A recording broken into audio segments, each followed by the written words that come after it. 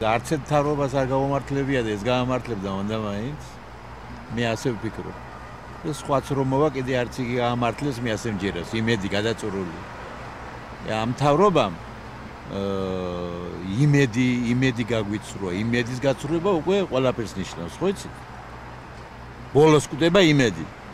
всё, იმედიც აღარ გვაქვს. არავითარი ძვრა არ არის, არც ბენზინში და არც არაფერში. მთავრობას რო ებრძოდენ, ბენზინი მიაქვსო, ლარი ჯიბეშიო, რო იძახდნენ, ეხლა რა არის? ლარი 80, ლარი 82, ასე თამაშობდა სულ და რა შვებოდა? აბა ამ მთავრობამ რა ქნა, როცა ოპოზიციაში იყო, იძახდა რომ ის აქცევს ყველაფერსო და ეხლა აღმოჩნდა რომ ასე არ ყოფილა. ბევრი რაღაცა, ბენზინის და ბევრი რაღაცას არ ყოფილა ისე როგორც გვიხატავდნენ. ნუ ეს მომხმარებლის ჯებაზე აუცილებლად იმოქმედებს, ხო? ნახოთ ისეთი თეთრი, რა ვიცი. ამ შემთხვევაში რომ მიჩვენებს ესე ჩამოყალიბებული არ ვარ, იმიტომ რომ ხა დღეს არ ჩამისხავს ბენზინი და ეს პირველად შევამჩნიე და ნუ ბუნებრივია რომ ეს მომხმარებლის ჯებაზე აისახება უარყოფით თეთრი.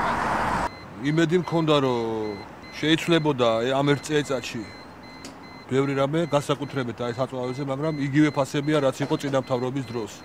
ესე რომ დანაპირები არ შესრულდა გენს, ჩემი აზრით.